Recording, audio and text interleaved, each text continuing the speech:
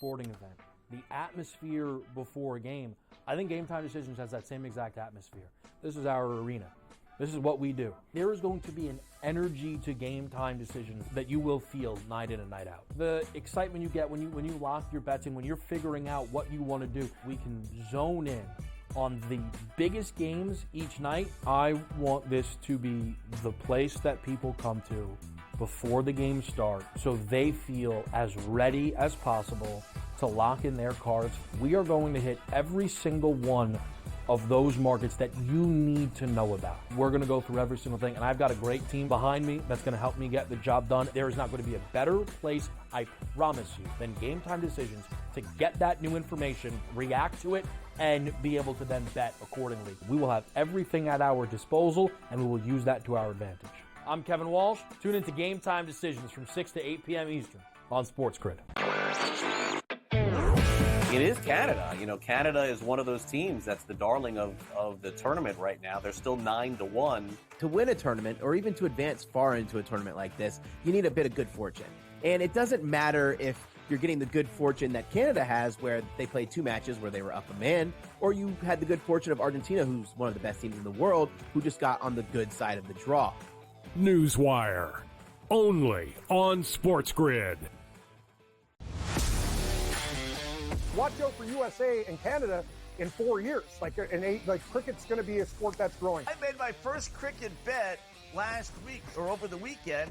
I was getting a team that was leading like 150 to 5 plus odds. I'm like, I'm up 150 points and I'm getting plus odds. Where do I sign? I love this cricket stuff. What are you kidding me? In-game live, prime time, only on SportsGrid.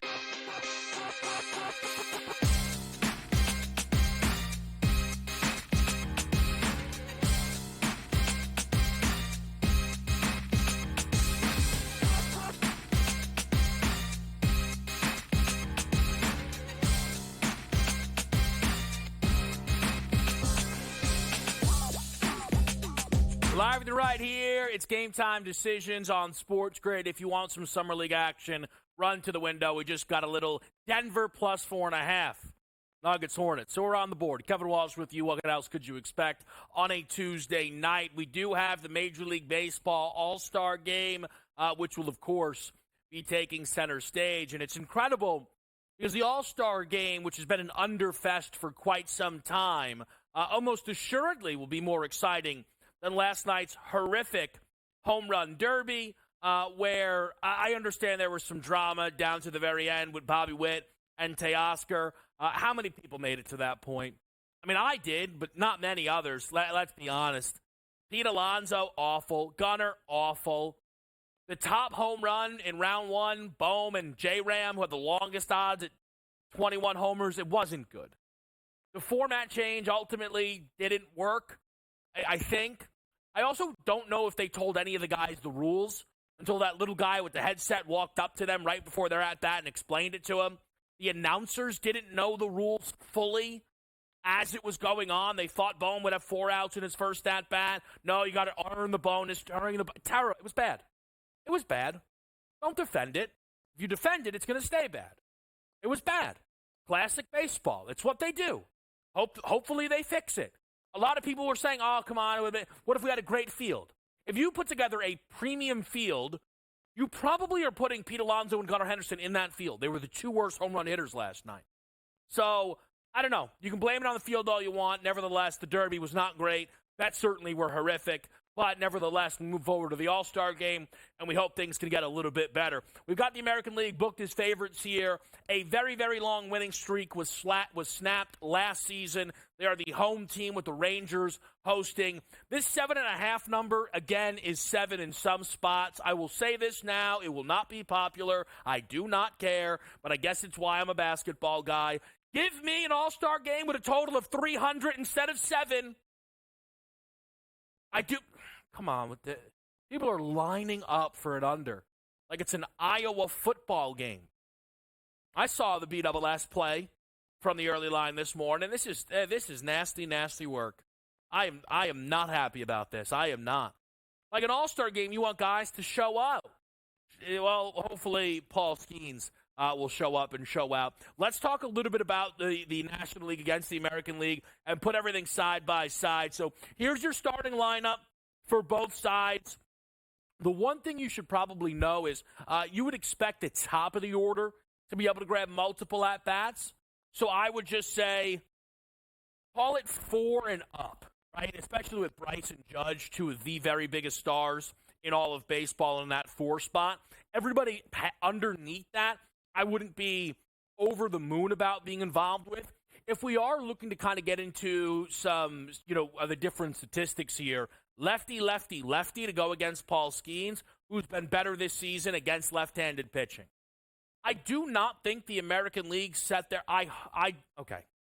You know what? It's baseball. They probably set their lineup trying to maximize throwing lefties against Paul Skeens, but of course, in classic fashion, they didn't even, he's been better this year. You want to call it a small sample size? That's fine. You think Stephen Kwan is more dangerous than Aaron Judge? That's weird, wrong even, but okay. So that's what we have here. We'll then talk about, again, tonight really is from a betting angle, okay? You can certainly get some player props. It is the Paul Skeens show. I mean, at this point, biggest stars in this sport, no order, the top 5 are Shohei Ohtani, Paul Skeens, Aaron Judge, Bryce Harper, and Shohei Ohtani. I mean, that's basically what we have right now.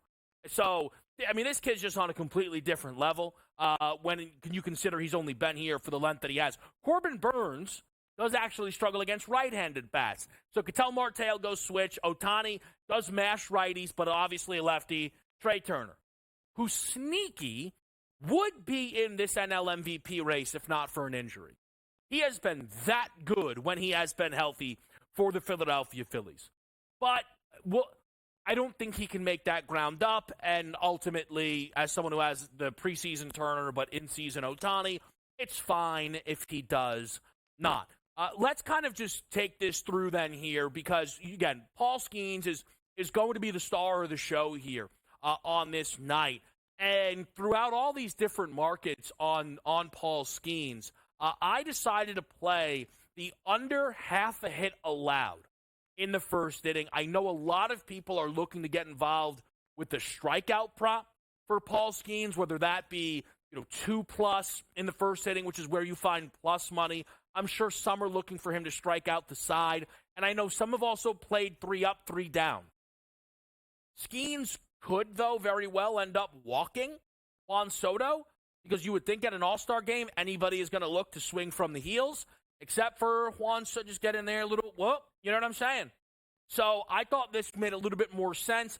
I'm not getting as much juice as the 3 up, 3 down, plus 160, but I'll take the walk insurance, knowing he has to go against Juan Soto. Again, that number checks in at plus 105.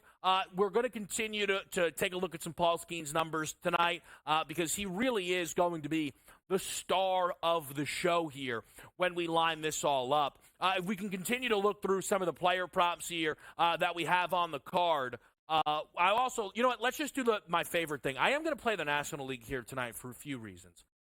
I'm playing them at even money, firstly because the teams are very even. I don't really look up and down here and think there is a decided advantage either side. But I do think you have a National League team that finally broke a streak, and I think a lot of people now are just, American League bounce back? Well, maybe the NL can get on a run here. And again, I just think there's no home field advantage.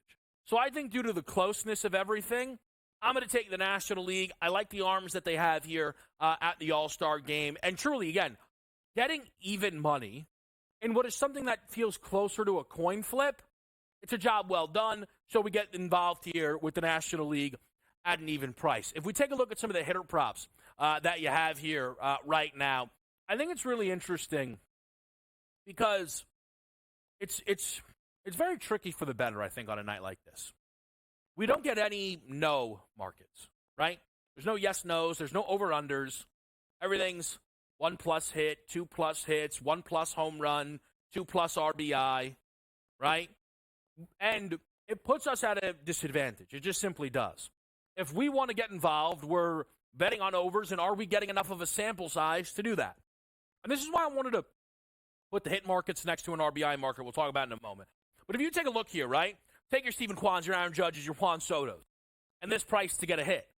It is significantly cheaper, than what you would anticipate getting for a regular season game. Now, it's well different, right? Because you're talking about getting 4, 5 at-bats for these guys. I'm only going to be tonight for me in terms of guys to record a hit. I'm betting Aaron Judge plus 125 and Trey Turner plus 105. Because those are two guys that I think they can get a hit in their first at-bat, and I expect a second at-bat. So that's good enough for me. But if we compare the RBI props that you're seeing right now listed and how these all stack up, Judge is at plus 150. All right, Judge maybe on a routine night is a little bit closer to minus 110. But again, think about the gap there. Plus 125 for Judge to get a hit. When you compare that to, on a regular basis, minus 300, minus 325. We see those type of numbers check in. So I think you're getting more value on the hit market with guys that will get up multiple times than you are the RBI market or really even the home run market here. All-Star Game MVP, the favorite is superstar Shohei Ohtani. I don't hate it. I am betting Ohtani at plus 750 for a stolen base. If Ohtani gets on, I think he'll have a little bit of fun and try to swipe one.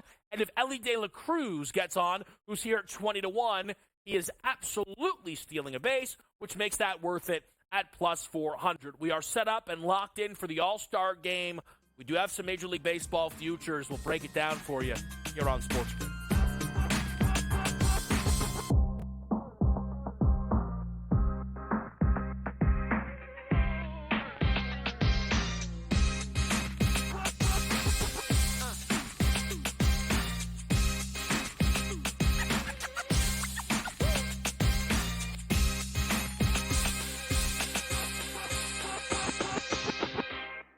Anyone that's been to a sporting event, the atmosphere before a game, I think GameTime Decisions has that same exact atmosphere. This is our arena. This is what we do. There is going to be an energy to GameTime Decisions that you will feel night in and night out. The excitement you get when you lock your bets in, when you're figuring out what you want to do, we can zone in on the biggest games each night. I want this to be the place that people come to before the game starts so they feel as ready as possible to lock in their cards. We are going to hit every single one of those markets that you need to know about. We're going to go through every single thing, and I've got a great team behind me that's going to help me get the job done. There is not going to be a better place, I promise you, than GameTime Decisions to get that new information, react to it, and be able to then bet accordingly. We will have everything at our disposal, and we will use that to our advantage. I'm Kevin Walsh. Tune into GameTime Decisions from 6 to 8 p.m. Eastern on SportsGrid. It is Canada. You know, Canada is one of those teams that's the darling of the tournament right now. They're still 9-1. To win a tournament, or even to advance far into a tournament like this, you need a bit of good fortune. And it doesn't matter if you're getting the good fortune that Canada has, where they played 2 matches where they were up a man, or you had the good fortune of Argentina, who's one of the best teams in the world, who just got on the good side of the draw. Newswire, only on SportsGrid. Watch out for USA and Canada in 4 years. Cricket's going to be a sport that's growing. I made my first cricket bet last week or over the weekend. I was getting a team that was leading like 150 to 5 plus odds. I'm like, I'm up 150 points and I'm getting plus odds. Where do I sign? I love this cricket stuff. What are you kidding me? In-game live, prime time, only on SportsGrid.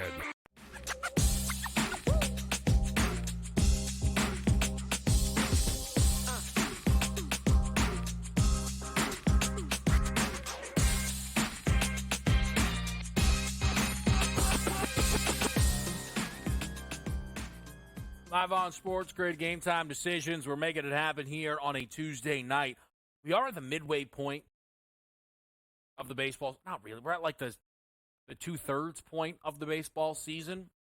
But the stop allows us to take a look at a number of markets and reassess and see if there are any jump-in points and also assess market movement that we've seen.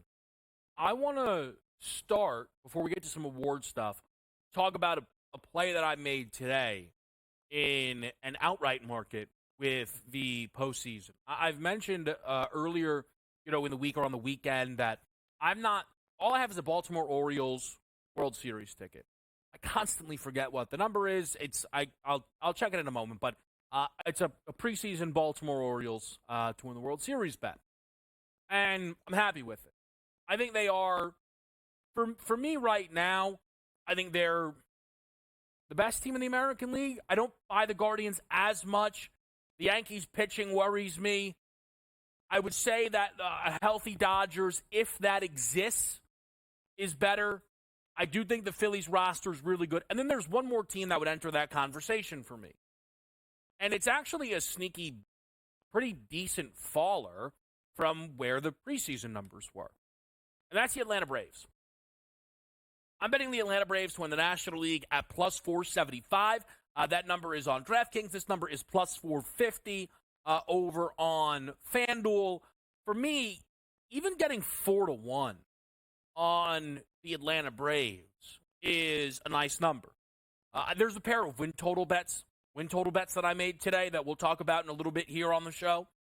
And I kind of, had a core that I looked at and then started to remove some, but the Braves were a team that I actually considered playing a win total over live, which is ironic because I've a preseason win total under for Atlanta. Now that number is 101.5. It would take one heck of a second half for this team to get through that number. So I'm not overly concerned that that's going to happen. And there is perhaps some level of assurance that I have that I'm almost rolling over the win total money into now a National League outright price. Again, we're getting plus 450. Now, to be upfront about it, this team did lose the preseason two best players on the roster for the year. Ronald Acuna Jr. and Spencer Strider. And I do not want to act like those are not big losses. And it took Atlanta a little bit to kind of balance through those, right?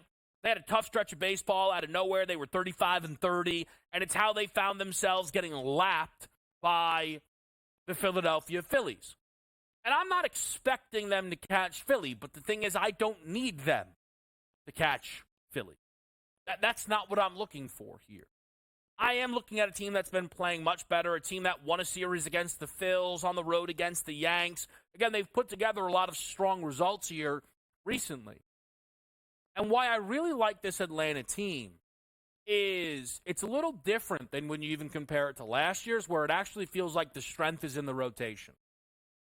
If Chris Sale is going to stay healthy, which is a fair question, but if he is going to stay healthy, Chris Sale's as good as anyone going in baseball with postseason pedigree. Ronaldo Lopez has been awesome. Max Fried is a guy that Atlanta has invested in a lot, and we know they believe in him. And this is not a team that is scared to add at the deadline.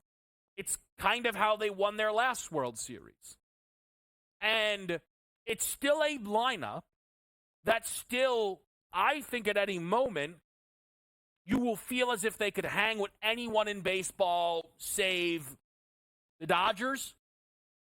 When the Dodgers are fully clicking, again, when will that necessarily be? But Ozuna, Olsen, Albies, Austin Riley, Michael Harris, these are all pedigree guys at this point. They might have flipped around Kelnick, who was a super high-level prospect, and obviously things didn't necessarily work out the way they were supposed to in Seattle. But he's found himself a little bit here with the Atlanta Braves. It's also the price.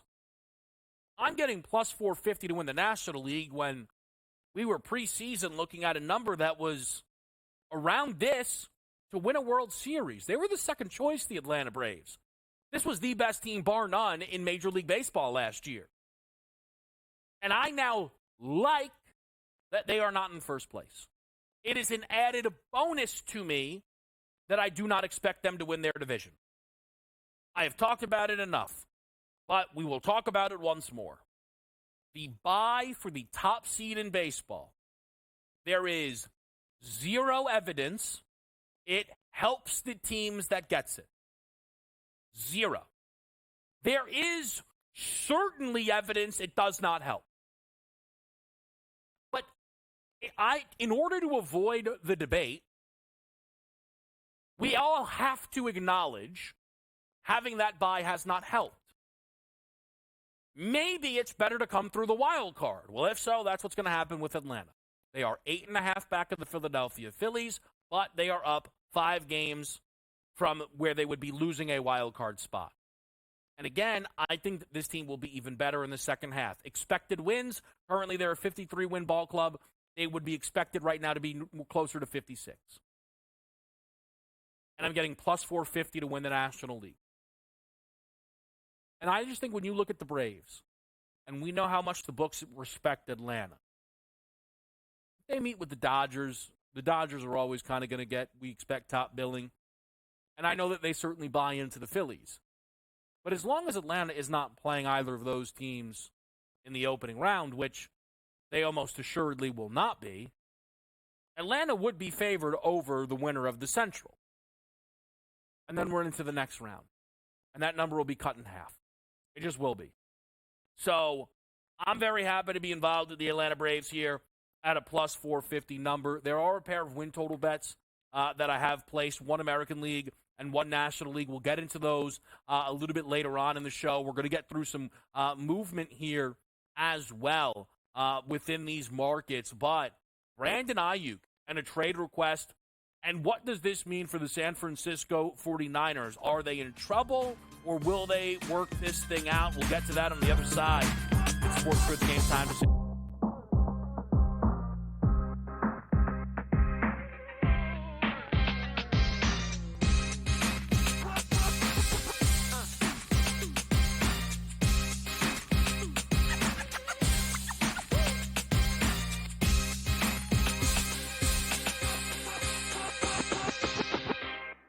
Anyone that's been to a sporting event, the atmosphere before a game, I think Game Time Decisions has that same exact atmosphere.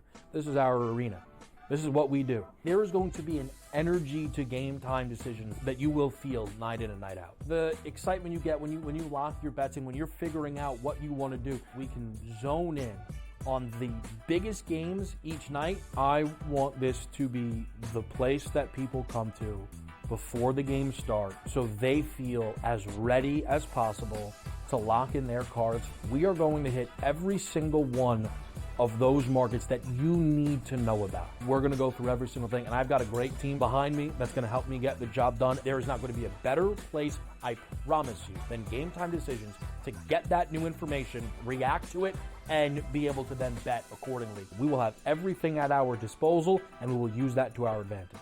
I'm Kevin Walsh. Tune into Game Time Decisions from 6 to 8 p.m. Eastern on SportsGrid.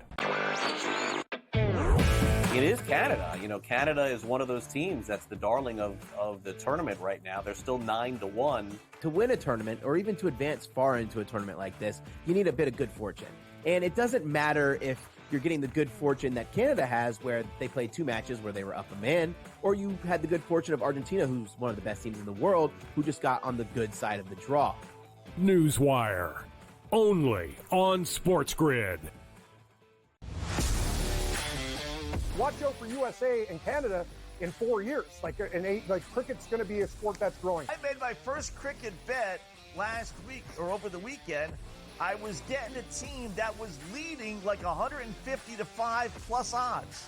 I'm like, I'm up 150 points and I'm getting plus odds. Where do I sign? I love this cricket stuff. What are you kidding me? In-game live, prime time, only on SportsGrid.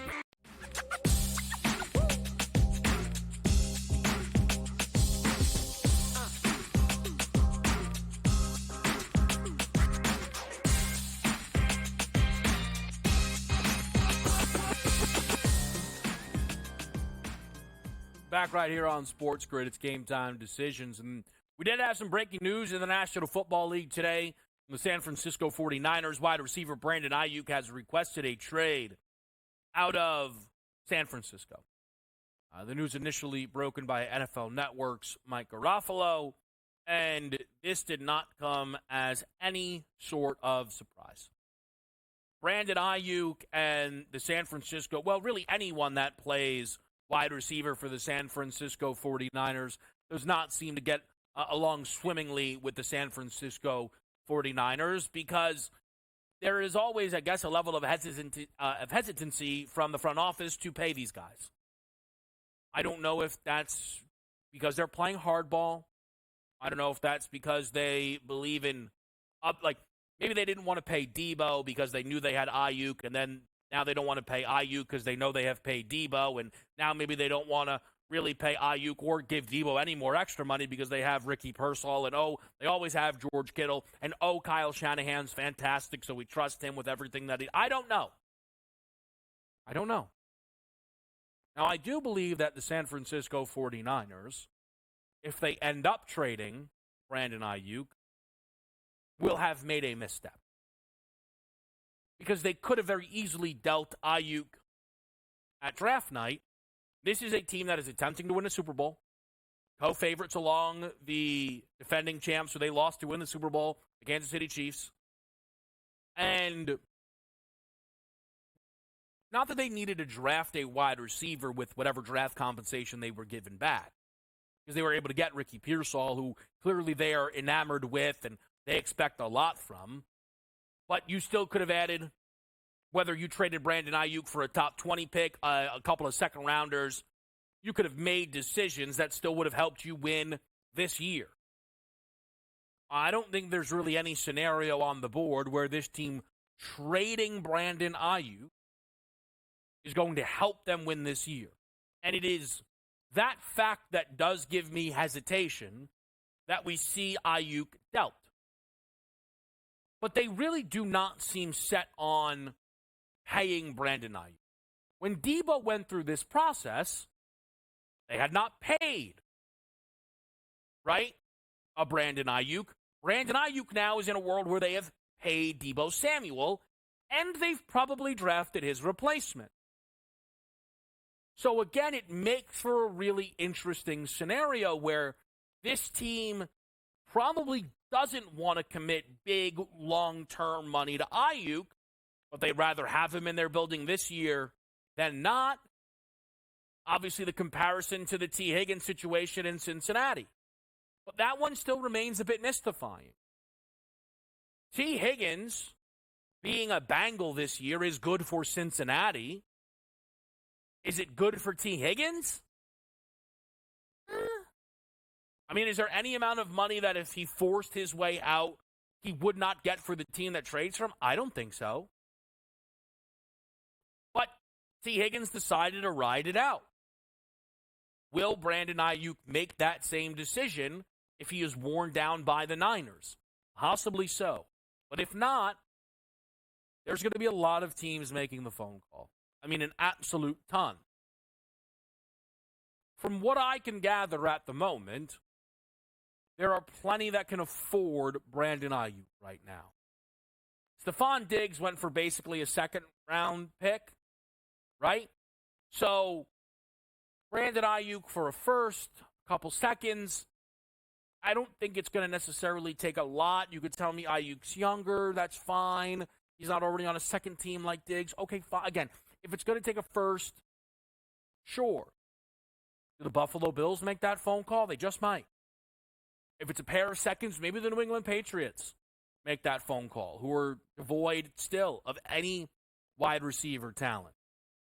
Again, if the Chargers can get him on the cheap, maybe they'll be interested, having sent out all of the wide receiver talent that Justin Herbert had grown accustomed to. If the Texans can financially swing it, maybe they look to continue to run up the score and put more and more resources around a C.J. Stroud. I think that's all on the board. There's been rumblings that the Pittsburgh Steelers could possibly be interested. We know that Brandon Ayuk has a relationship with Jaden Daniels. So maybe the Commanders make a phone call. Give it a run. Give it a spin. It's possible. It's on the board. I do not think there will be a shortage of suitors. It is a question of how firm the Niners will hold on this trade request that has been placed by Brandon Ayuk. We got Coach James Young on deck, live right here on a Tuesday night.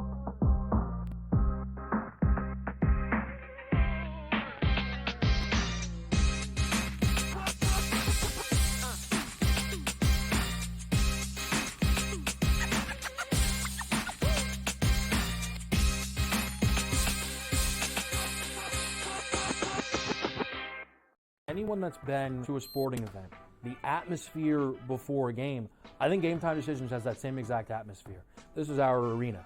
This is what we do. There is going to be an energy to Game Time Decisions that you will feel night in and night out. The excitement you get when you lock your bets in, when you're figuring out what you want to do, we can zone in on the biggest games each night. I want this to be the place that people come to before the games start so they feel as ready as possible to lock in their cards. We are going to hit every single one of those markets that you need to know about. We're going to go through every single thing, and I've got a great team behind me that's going to help me get the job done. There is not going to be a better place, I promise you, than Game Time Decisions to get that new information, react to it, and be able to then bet accordingly. We will have everything at our disposal, and we will use that to our advantage.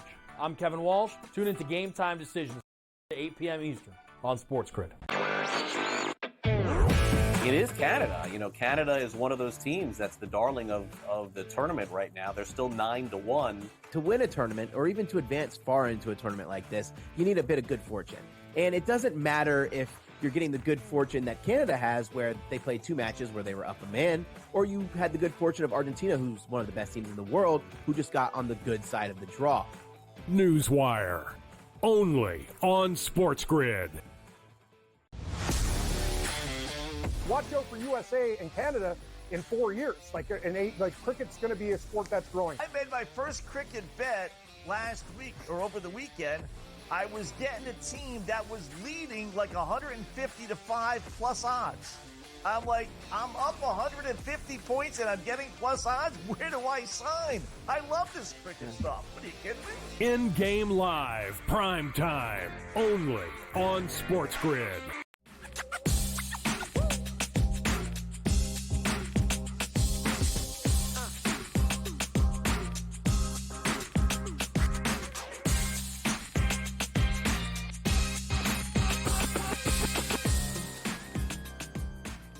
All right, we're back with you live here on a Tuesday night. Coach James Young in the fold. JY, how are we feeling? All-Star night.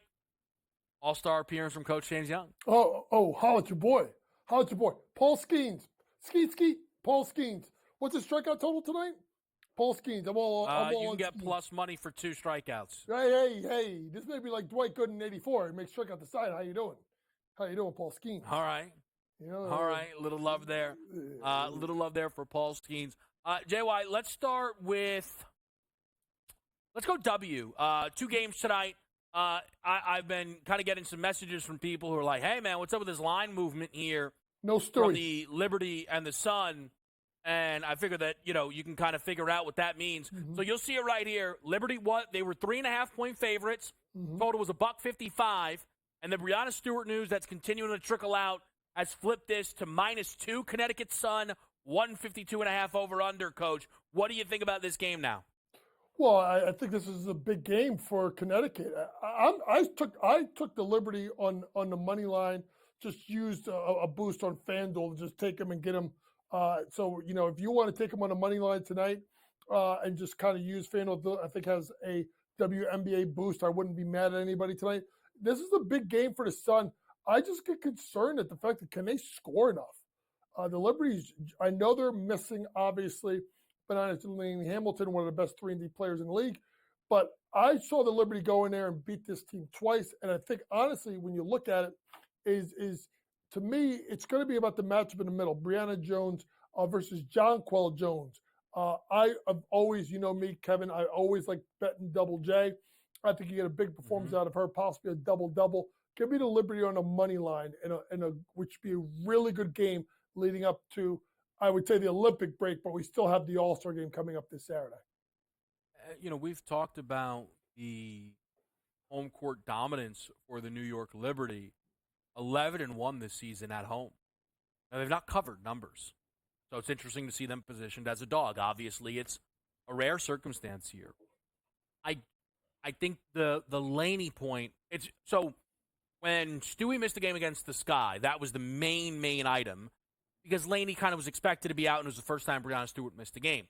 But tonight, I think it's a good point to remind people that Benijah Laney, and JY, you can really speak to this well, is also a super important player, and this team is missing multiple key pieces against a team like the Connecticut Sun just to explain how we get to this number, right? Because on the surface, it looks like a lot of movement for one player. This is multiple players here, but it doesn't mean that the Liberty might not have enough in the tank. Late night, it's Vegas and Sky. Angels' first game since the double-double streak was snapped as well, Coach. What are you expecting? Kevin, it was funny. I was hearing you talk about Joe Lisi and just hammering the same thing over and over. I'm hammering every game right now, Asia Wilson rebounding props, because she literally is on. People want to talk about what's going on with Angel Reese. What Asia Wilson has done, I think she has 55 rebounds, if I'm not mistaken, in the last 3 games. She's rebounding at a reckless pace, and you have the Chicago Sky team that is pretty good on the boards, obviously dealing with players like Cardozo and obviously Angel Reese. So I would look at Asia Wilson to go over her rebounding props. She's averaging 11.9 rebounds per game. Like I said, last 3 games, 17, 18, 20. If you look at any games that she's played versus Chicago, it was a low rebounding game, 31-6. So maybe if you want to go points plus rebounds, I wouldn't blame you there. But I expect a big game out of Angel Reese. And here's what I'll do, Kevin. I won't take it for the game, but the Aces came out slow in their last game at Washington. I think they were down 11 after the first quarter, ended up winning by 12. Something tells me Becky Hammond ain't going to let that happen. Either the Aces first quarter or the Aces first half is where I'm going to play this game. So I think the Aces are really fascinating, JY. We haven't kind of talked about this since the win streak. Not streak, but this team was 6-6. They're now 16-7 since all this kind of started. But, they're now favorites by themselves. Not with a huge separation from the Liberty. They're plus 145 to the Liberty's plus 170. Huge drop off to the Lynx and Storm and Connecticut Sun there, or in the 9-1 range. But Vegas doesn't really have a marquee win. I think a lot of the Vegas pricing is based on the resume, which is valid. It's super, super valid. No 2 ways about it. But again, they don't. I don't know. Like, maybe I'm not giving them enough credit for wins against Seattle or Connecticut. JY, they'll play this game here against Chicago tonight, and man, they come back home against the Liberty, second leg of a back-to-back against the Sparks, 2 in a row at Minnesota on a home and road. I feel like. Again, I know Vegas is great. I'm trying to figure out how great they are. And so far, I do not think that their separation, forget the Liberty, I don't think they're as far apart from the Lynx, Storm, Sun as the market suggests. Kevin, here's the thing. If you look at it and you look at this team, right, they had some maddening losses, right? Losing 98-88 home versus Phoenix. The loss at Atlanta, they just didn't come out the blocks hot. And then that 3-game losing streak, 4 out of 5, or the game with the Liberty. But you got to remember, she did not I think Chelsea Gray didn't come back until the next game, if not mistaken, versus Seattle. So I look at that Connecticut game, that 85-74 game, which they basically were up, if I'm not mistaken, by 17 at the break. So that's the game I look at and say, okay, there's their best win and best performance right there. I'm going to say this. If you think, folks, Las Vegas is going to win a WNBA championship, I think you got to do it now, Kevin, because if they find a way to rip off winning in New York or winning home versus New York, obviously Los Angeles is a back-to-back. They should be able to get it done. And then beating Minnesota in back-to-back games, Kevin, they could go to minus money favorites if they rip off these games. So if you think that this team is really rolling, that's the case. And I wonder if now it's going to be a month off. I assume Benajelani Hamilton is going to be back. But here's the thing. You also get Chelsea Gray getting more games, playing with the Olympic team. So she's just going to get better and better and better. You know me, Kevin. I'm a Liberty guy. I love the Liberty. I still think the best team in the WNBA is Las Vegas because they got something on Breanna Stewart that when Stewie plays them, Stewie just isn't right. And I know that New York got that win, okay? But when you have the Liberty play the Aces, the person you bet is John Quell. You don't touch Stewie. You don't touch Sapp. It's John Quell because she's going to absolutely abuse Kia Stokes. Let me ask you this quickly, JY. We'll come back. We're going to talk some Summer League. I think you're sticking around, right? JY's free? Hopefully? Yeah, JY's free sticking now? around. JY's sticking around. That's all that matters then. Well, listen, I want to check in with something. The Indiana Fever are 120 to 1 to win the title. Same price as the Sky. The Phoenix Mercury are 25 to 1 to win the title. I would argue the Fever are closer to the Mercury than they are the Sky in terms of how good the basketball team is. Do you agree? Who are the Fever closer to between the Sky and the Mercury? I think closer to the Mercury, to be honest with you, because of the play of everyone else around them. The play of Aaliyah Boston, the play of Kelsey Mitchell. I'm going to say this. When they get into the playoffs, I think they still will get knocked out in the first round. I'm going to take them plus the points. If it's a series spread, I'm going to take them series spread because I think they're going to find a way. If it's a 3-game series, if that's the way to do the playoffs, I got to remember they're going to get at least a game because Caitlin will steal one for you, and the rest of the team is playing much better. Yeah, they certainly are. We'll get a Summer League check-in here with Coach James Young, live on SportsGrid.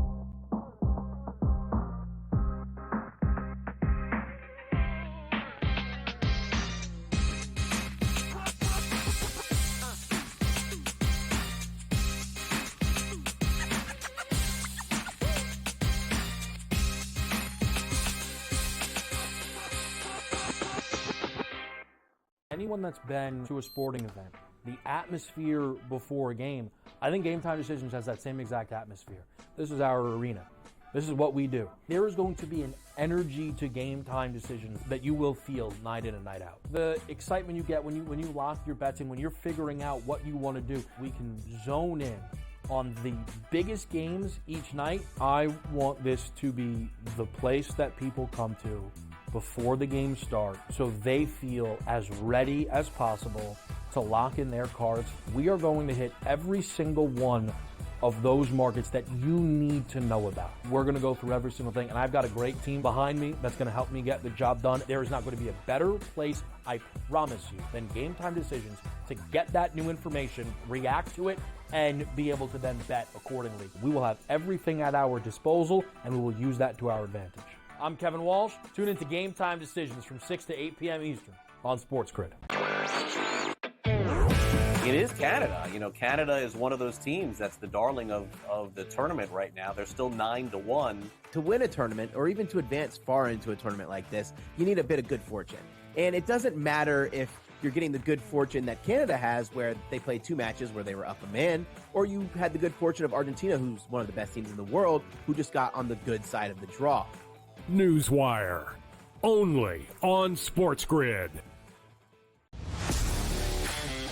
Watch out for USA and Canada in 4 years. Like cricket's going to be a sport that's growing. I made my first cricket bet last week or over the weekend. I was getting a team that was leading like 150 to 5 plus odds. I'm like, I'm up 150 points and I'm getting plus odds. Where do I sign? I love this cricket stuff. What, are you kidding me? In-game live, prime time, only on SportsGrid.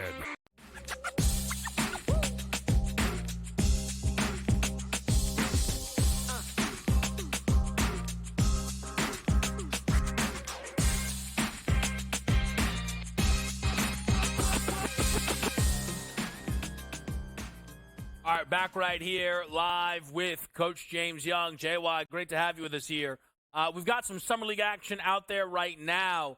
Are you playing anything Summer League here style on this Tuesday? Yeah, I mean, when you look at the Summer League here, you got to kind of look at, and I know this is maybe a simple but crazy strategy. Look for teams that are on back-to-backs and fade them because they're not used to these kids. They're putting so much effort. Maybe you play some of the other guys a little bit more. So it's already 10-5. I would jump on Chicago live because I do believe Detroit is on a second leg of a back-to-back. I've been a huge fan, you notice, and we talked about this, of that backcourt of Rob Dillingham and Terrence Shannon Jr. Rob was much better in game number 2 than he was in game number 1. Terrence Shannon Jr. maybe right now the MVP of that league or one of the MVPs in that league. I look at I'm going to take the Timberwolves minus the points. And I do believe, if I'm not mistaken, there's one other team that's on a back-to-back. I think it may be, is it Portland? I think it's on a back-to-back as well. So if you find teams on back-to-backs, go ahead and take the other side because it's a lot for these kids. You got to realize, folks, the only time these college kids, these young kids, have played in a back-to-back is a conference tournament. That's it. Or like a preseason tournament, like the Maui Invitational, like something like that, where you play 3 in 3 games. So I would be looking to fade. So right now, I would jump right now if you can get a good line. Jump on Chicago. I think they're only 1.5, 2.5 point favorites pregame. I would jump on it. Bazelis has been really, really good, and that facial he put on last game was, oh my God, someone ducked. That was terrifying what he did to that poor guy. Can we talk about Bazelis and the Bulls for a minute? Mm-hmm. So Chicago very clearly wants to trade Levine and Vucevic. And nobody is really interested because those guys are now considered to be on bad contracts. I'm not disputing that they're bad contracts.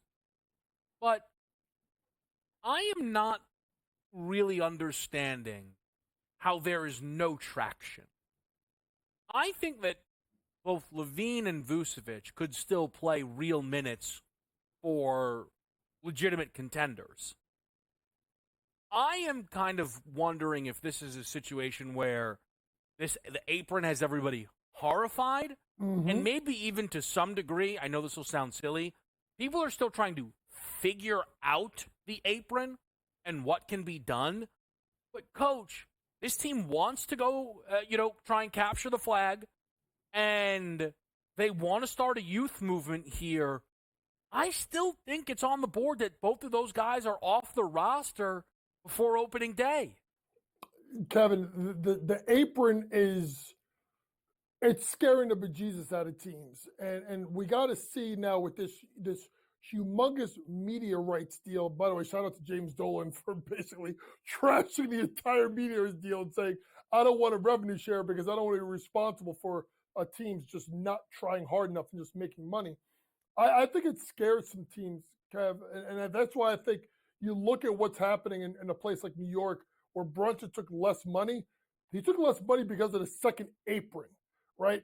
There's rumors that Mikal Bridges is going to take less money. That's because of the second apron. This is scaring teams in regards to what they want to do. So that's why they can't. Think about this, Kev. If they didn't have the second apron, would Zach LaVine be traded by now? Absolutely. Would Big Voos be traded right now? Absolutely. They're that good enough of players that they're going to help someone. They are having a really tough time with this so far, Kev. I still think they're going to get moved at some point, but teams got to figure out how to navigate themselves through this second apron rule. Is there a team, and I know I'm kind of putting you on a spot here, but Levine, Lakers, we've talked about that. I'm sure there's a few spots. Is there a team that Nikola Vucevic kind of jumps off the page for you, JY, and you think, because I don't know if he's a starter, really, for any team that I would like to see him added to, but is there a team where you would like to maybe see Vooch go?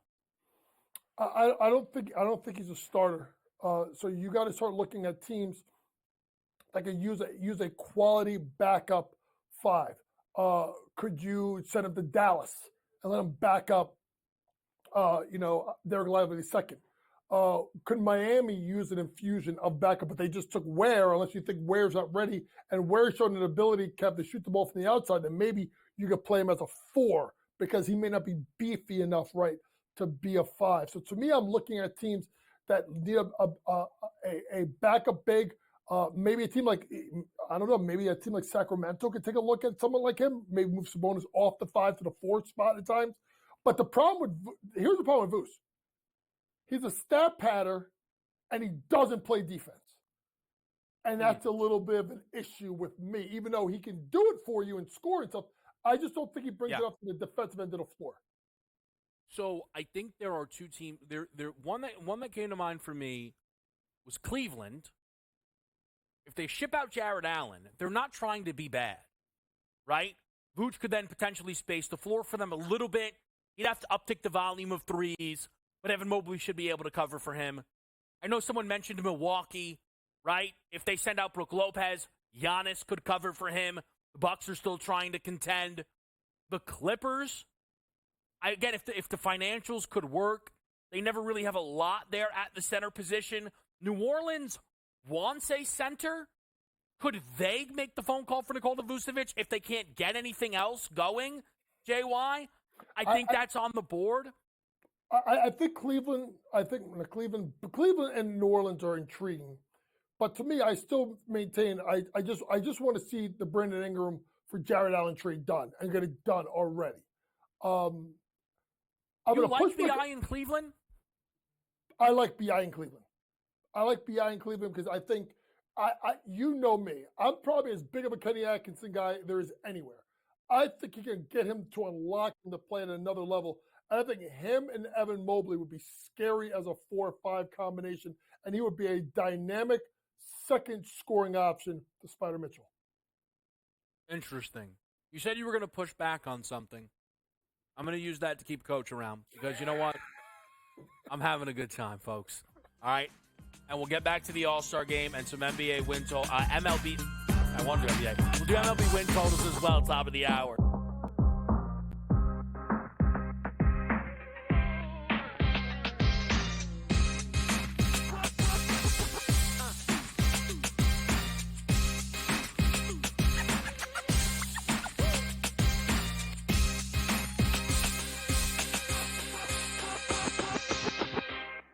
Anyone that's been to a sporting event, the atmosphere before a game, I think GameTime Decisions has that same exact atmosphere. This is our arena. This is what we do. There is going to be an energy to GameTime Decisions that you will feel night in and night out. The excitement you get when you lock your bets in, when you're figuring out what you want to do, we can zone in on the biggest games each night. I want this to be the place that people come to before the games start so they feel as ready as possible to lock in their cards. We are going to hit every single one of those markets that you need to know about. We're going to go through every single thing, and I've got a great team behind me that's going to help me get the job done. There is not going to be a better place, I promise you, than GameTime Decisions to get that new information, react to it, and be able to then bet accordingly. We will have everything at our disposal, and we will use that to our advantage. I'm Kevin Walsh. Tune into GameTime Decisions from 6 to 8 p.m. Eastern on SportsGrid. It is Canada. You know, Canada is one of those teams that's the darling of the tournament right now. They're still 9-1. To win a tournament or even to advance far into a tournament like this, you need a bit of good fortune. And it doesn't matter if you're getting the good fortune that Canada has, where they played 2 matches where they were up a man, or you had the good fortune of Argentina, who's one of the best teams in the world, who just got on the good side of the draw. Newswire, only on SportsGrid.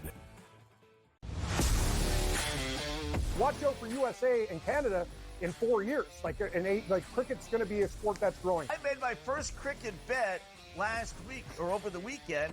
I was getting a team that was leading like 150 to 5 plus odds.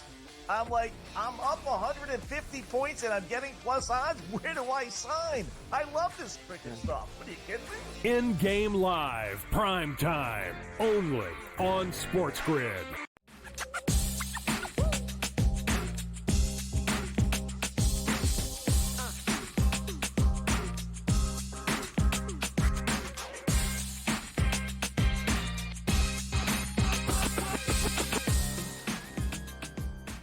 All right, we're back with you right here, JY. We were just also talking about the Bucks, some Vucevic fits. JY, one of the fits you didn't love jumping off the page. We mentioned Cavs, Bucks, Clippers. Which one was that? Honestly, I know the can't believe I'm saying this. The Clippers, like Ivanka Zubac, actually had a pretty good year last year. Now, if you're going to use them as a backup because Plumlee left, because I think Plumlee went to Phoenix, if I'm not mistaken. But I think Plumlee's been gone for a while, so maybe that. But I became kind of impressed with Ibaka Zubac last year, especially down the stretch of the season. I would also just kind of throw out, and I want to double check the contract for a second here, but I don't believe the Spurs are tanking this year. So you could bring Vucevic in, right? And he would start for the team. He could play next to Wemby because really anyone can play next to Wemby. And I think that's on the board. The Bucks got Gary Trent Jr. today, Coach, on a minimum deal. It kind of just has to be one of the best signings of the offseason when you consider the contract. I think it's on the board. Gary Trent could start for this basketball team. What did you make of that deal today? I thought it was a great deal. I think because Gary Trent not only is a good three-point shooter, but they need guys that can actually try and give some semblance of a defensive thought in their head. And he does that. He gives effort. He tries to defend. It's amazing, Kevin, when you look at it, what is going on in the NBA with some of these guys. I just saw, I don't know if it's like a joke that Pat Bev is going like overseas now. I don't know if I saw that right. Going to Israel to play. But how about this one, Kevin? Like, one of the biggest guys I love in the league, like, hello, Tyus Jones hasn't signed yet. I think Tyus Jones was, when we was in Memphis, Kev, I thought he was the best backup point guard in the NBA. Like, Tyus Jones would be phenomenal for a team to bring in. It's funny, like, Chris Paul goes inside with San Antonio. I would have rather had Tyus Jones as a backup point guard to Steph Castle. I know he doesn't have the experience or the name, but he's someone that can literally run a second unit, and you can play him with starters in big minutes. So, I guess the big takeaway is what a great move for the Bucks. The Bucks have kind of saved their offseason on vet mins with Taurean Prince and DeLon Wright as well. But if Gary Trent Jr. is going for the minimum, now he went to the minimum to a contending ball club, but that might mean Tyus Jones is not going to get anywhere near as much money he thought. Luke Kennard might go for the minimum. I think Okoro's a free agent. I don't know if it's unrestricted, but I believe he's a free agent. There are some guys out there now, Coach, where, again, let's take just Luke Kennard as an example. Probably all told, one of the 5 best shooters in the league. I understand he's not going to start on a team. You worry about the defense. That guy's on any playoff roster. How is that not guy on a playoff roster, right? With his ability to shoot the basketball.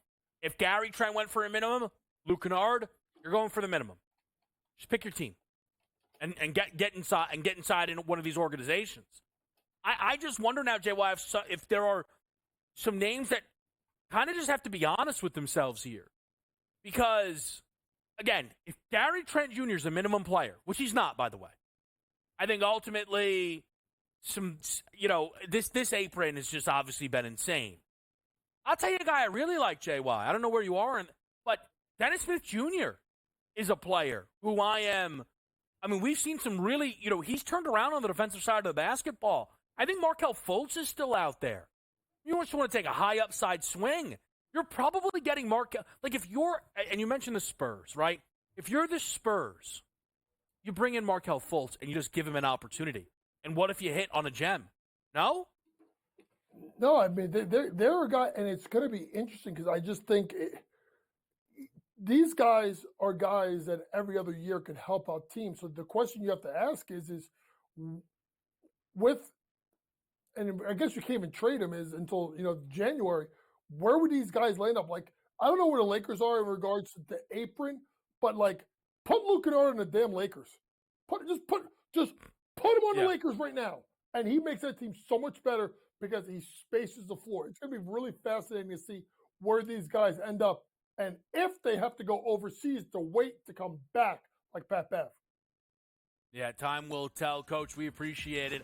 As always, we will talk some MLB win totals and All-Star Game next.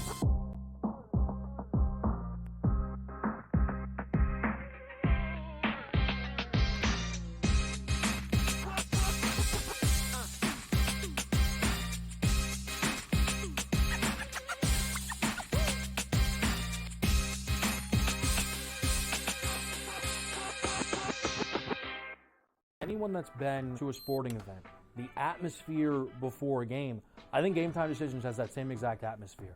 This is our arena. This is what we do. There is going to be an energy to Game Time Decisions that you will feel night in and night out. The excitement you get when you lock your bets in, when you're figuring out what you want to do, we can zone in on the biggest games each night. I want this to be the place that people come to before the games start so they feel as ready as possible to lock in their cards. We are going to hit every single one of those markets that you need to know about. We're going to go through every single thing, and I've got a great team behind me that's going to help me get the job done. There is not going to be a better place, I promise you, than Game Time Decisions to get that new information, react to it, and be able to then bet accordingly. We will have everything at our disposal, and we will use that to our advantage. I'm Kevin Walsh. Tune into Game Time Decisions from 6 to 8 p.m. Eastern on SportsGrid. It is Canada. Canada is one of those teams that's the darling of the tournament right now. They're still 9-1. To win a tournament, or even to advance far into a tournament like this, you need a bit of good fortune. And it doesn't matter if you're getting the good fortune that Canada has, where they played 2 matches where they were up a man, or you had the good fortune of Argentina, who's one of the best teams in the world, who just got on the good side of the draw. Newswire, only on SportsGrid. Watch out for USA and Canada in 4 years. Cricket's going to be a sport that's growing. I made my first cricket bet last week or over the weekend.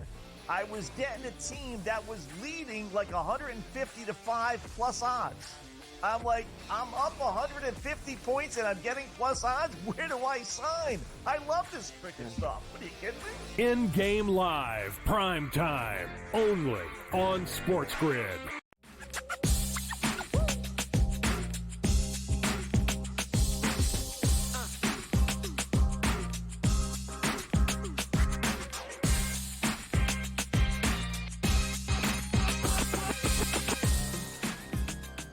All right, back right here, Game Time Decisions. It is an All-Star Game Tuesday. The All-Star Game is live tonight from Texas, where the Rangers play ball. We've got a couple of picks on the board here for the All-Star Game. The best bet tonight, we're going to go National League money line, even money on the Paul Skeens-led NL side here. Ultimately, I'm glad to just take even money in what I think is a very even matchup. I like that they won last year, snapping a streak that I think they can get the ball rolling on. And I think guy for guy, I kind of prefer the lineup a little bit.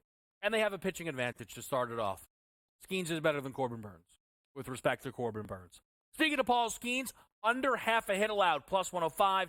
There are countless Paul Skeens markets. That's the one that I'm going to look to get involved with here. The one that I know was up for a while, they were posting the result of at-bats for a lot of these hitters. Stephen Kwan was plus 450 to strike out. Obviously indicates that Stephen Kwan is a tough guy to strike out, but it is Paul Skeens, who is expected to strike out at least one batter, if not multiple batters. In fact, I don't mind if you just go KKK, if you go strikeout, strikeout, strikeout for the first 3 guys that Paul Skeens is set to face. I don't want to extend it too far. He could obviously face a 5th, a 6th hitter, but he's only likely to go the 1 inning. And that means he would be getting in some trouble. So I'm going to go with the Paul Skeens there. And then the other stuff, pretty straightforward and simple. Judge for a base knock, Trey Turner for a base knock, Shohei Ohtani for a stolen base, and Ellie De La Cruz for a stolen base is how I'm going to look to get in the mix there with the remainder of the All-Star Game. I mentioned some win totals. And I felt that the updated market there potentially could have some juice, and there were 2 spots that I was able to identify that I wanted to get involved with. I mentioned at the top of the show here, I'm playing the Atlanta Braves to win the National League at plus 475. In the National League, the win total I'm playing is the Cincinnati Reds over 78.5 wins at even money. If you take a look right now, the Cincinnati Reds are trying to hang in this NL Central. They are a tick below 500 at 47-50. The expected record for this team, though, is 53-44. We have 65 remaining games. This team would need to be 32-33 at minimum for us to cash this ticket. The fact that this could be a winner, with this team being under 500 was really, really enticing. Okay? They would need to be at a win percentage of 49.2%. Again, their first half expected win percentage was 54.6. The remaining schedule for this team is the 15th hardest, easiest, dead even in the league. I really like this Cincinnati team. I do not think they're going to be sellers here, and I think that they can play 500 baseball for the remaining 65. My under in the American League, it's the Rays at 80.5. I was looking to play this at 79.5, but found the 80.5 out there at minus 115. Currently a 500 baseball team at 48 and 48. There are 66 games remaining. So you do need this team to be 31 and 35 or worse, okay? In order to, or now 32, and 34 in order for this to be a winner.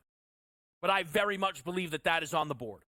This is a team whose expected win percentage in the first half of this season was 43%. Again, this is a 48-win team whose expected win-loss record is 41 and 55. So they are well outperforming expectations, and would you look at that, they have the most difficult remaining schedule in all of Major League Baseball. So you take a team that's been playing above their head all year and is now going to have a schedule that is going to ramp up in difficulty, and I think you have a great opportunity. We're going Rays under 80.5, Reds over 78.5, and the Atlanta Braves, we're going to play outright there at plus 475. Let's talk about the Atlanta Braves. Let's talk about some market movement that we've seen here. And the Atlanta Braves were a real focal point within National League markets. They had the favorite in both the MVP and the Cy Young. I'll start with the MVP market, where Ronald Acuna Jr. was understandably booked as the favorite due to him winning the award and winning it comfortably last year. Acuna Jr. was absolutely brilliant. But this award now has shifted quite a lot. We see Shohei Ohtani, who did have top odds, right? Well inside that top 5 Shohei. But now that plus 950 number is at minus 380. And what was working against Shohei, see, I never would have thought that we would have gotten to this point with Ohtani, was being a designated hitter. Mookie Betts, Ronald Acuna Jr., even Bryce Harper, these are everyday players. So it is surprising to see Ohtani here. But when it becomes a little less surprising is if you look at the opening day prices, which we just flashed up for those who are here on the TV side with us. Option 1, option 2, injury. And that really cleared the runway there for Ohtani. I am not telling you that the caliber of season he is having wouldn't have been able to hang with Betts and Acuna Jr. Mookie Betts, though, also was looking to shut this race down while he was still healthy. And that, Acuna was off to a bad start of the year, but that has been a big benefactor for Ohtani. But it's why the price is believable. You don't want to ever forget the preseason notions, right? If I am someone who thinks that it's very difficult to be a designated hitter and win MVP, I never consider Yordan Alvarez. Even if I think there's an argument he's the very best hitter in baseball. Because he plays DH. Ohtani has been, but if you compare Ohtani to Yordan, Shohei swipes bags. It makes up a gap. But also the 2 best guys in the race dropped out. It's, again, I don't know, compare it to the NBA. If I told you that, hey, I'm just going to remove Jokic and Luka. All right, well, that might really open the field then for who you think can win it if you take off guys like that. I mentioned the National League. We know that the Cy Young market flashed up at Atlanta Brave. That was Spencer Strider. What I never thought would be possible would be Chris Sale being the favorite now. I don't know, to call Chris Sale washed would be unfair, but he did not seem like someone that would be able to string it together to get himself to this point. Health was a concern, And even when he was healthy, he wasn't his dominant self. Chris Sale has been fantastic. I think he's a far more deserving favorite than Zach Wheeler, who has dropped quite a lot from that 9-1. The standout thing, of course, in this current market is the fact that Paul Skeens started this thing off the board and is now in a tier of his own. The tiers are very clear. Tier 1, Sale, Wheeler. Tier 2, Paul Skeens. Tier 3, doesn't exist. Tier 4, Tyler Glasnow, Logan Webb, Ranger Suarez, Ronaldo Lopez. And then you're really not betting the Freeds, Chris Sanchez, Hunter Greens of the world. But you get a sense of how much movement we've seen. 35-1 was that Chris Sale jumping off point. One thing we just talked about with injuries making an impact, and they've made an impact here, right? They did immediately with Spencer Strider. But with pitchers, there's always an extra level of worry. And I think for Sale and Wheeler, the reason 2 weeks would be super concerning is what they have over the guy hunting them down in Paul Skeens is innings pitched. That's what they have. They're not winning this on anything other than innings pitched. Those guys can't miss time or he will pass them. Simple as that. Talking some golf, the Open Championship is coming up. Before you know it, we'll break it down right here. Game Time is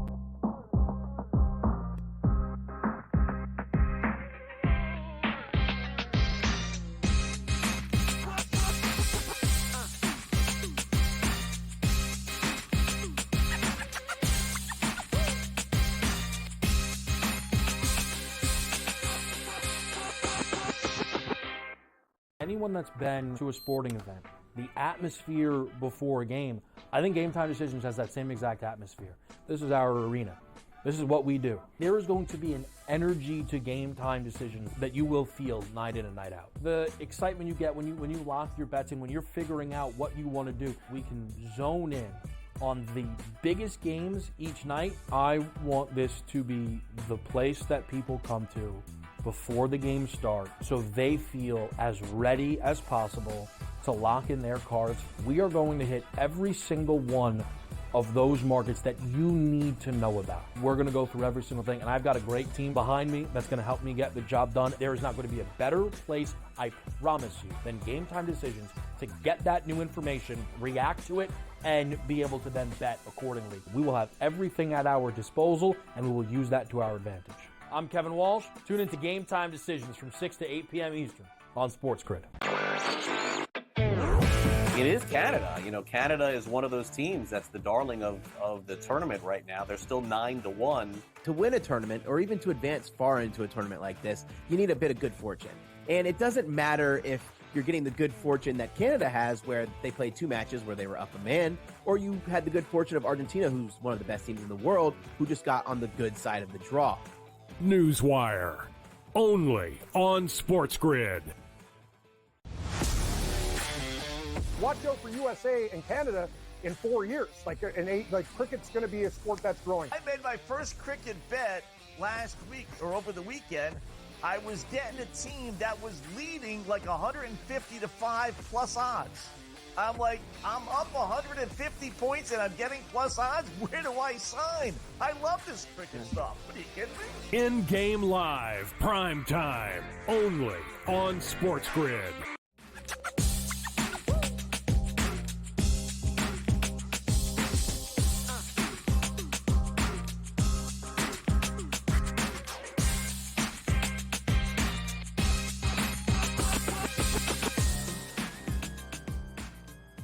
All right, let's talk some major championships here. Joining us now is Charlie Hume. You can catch him on SportsGrid, The Smiley Show, alongside Smiley Kaufman. Charlie, appreciate you making some time. It's going to be here before you know it. Thursday, early morning, the Open Championship will begin. Yeah, absolutely. Happy to be here. I already have an invite from a buddy to go over and watch the first tee shot at 1:30 a.m. Not sure if I'm going to take him up on that. You know, that's kind of a fun tradition if you're willing to get up that early, but it's the best, man. It's, you know, it's like if you're into, you know, Premier League or something like that, it's nothing better than waking up, flipping on the TV, and you got live sports on, live golf. So it's going to be a fun week. Now, I know we don't have a ton of time, but I have to hold on. You would wake up at 1:30? I would just stay up to see the tee shot. That's a great call, Kevin. I mean, if you're a night owl, I kind of like that play. Yeah. Just have a few That's pints of Guinness easy the for night me. before and just keep it rolling, and then take a little nap and then catch mid-morning. I like that. If you got the NCAA 25, I mean, double screen it. You'll probably watch that whole first round before you go to bed. If you want to turn this interview in a completely different direction, I am so fired up to start recruiting for my North Carolina Tar Heels. Like, we're going to win some national championships. I got it on cue, ready to rock. So we can offline this. We can do this another time, Kevin. I'm all gear for EA Sports College Football. as much as, again, we could talk about the changes in Piscataway. We should go Open Championship style. Tell me, Charlie, when you look at the top of this board, right? I mean, look, Scotty, you could argue, is kind of in a tier of himself, but these guys under 20-1, really, has anyone stood out to you heading into this event? It's Scotty's always there, right? And I think it's interesting in kind of going through what type of test this week's going to be. I'm kind of more looking at guys that I'm going to rule out, even though they've been playing well. So I'll give you one example. Colin Morikawa has played phenomenally well in all 3 major championships this year. Arguably could have won multiple majors this year and just came up a little bit short. And it's a guy that coming in the week, you're thinking, all right, what's the template here? It's driving accuracy and it's good long iron play. That should be Colin Morikawa in spades. But the way the wind is going to kind of shift this week, you're going to have a lot of sort of left to right winds for right-handers. Colin Morikawa is a guy who likes to cut the golf ball left to right. He predominantly plays a fade, doesn't play a ton of draws. So even though he looks like a good play on paper, if he's going to have these, exaggerated left start lines and try to kind of play a guessing game really to figure out where he's going to land the golf ball, and then, of course, playing any sort of links golf, that ball is going to get on the ground and run. It's a guy that I maybe fade a little bit, even though it looks like he's a perfect sort of profile for this course and this championship on paper. So it's things like that, and that's why a guy like Scotty Scheffler, who is a master at controlling his golf ball, phenomenal iron player, and most importantly, can cut or draw the golf ball on command. And so whichever wind he's facing, because the way Royal Troon works, you go out one way and you flip around and come back the other way. He's going to be able to kind of work that ball in the wind, and he's a favorite for a reason. But it's guys like that where you really kind of want to dig into what type of game they have and why they work or don't work given this type of a test. Which is fascinating. I know that always kind of course history, course fit, it factors in a lot.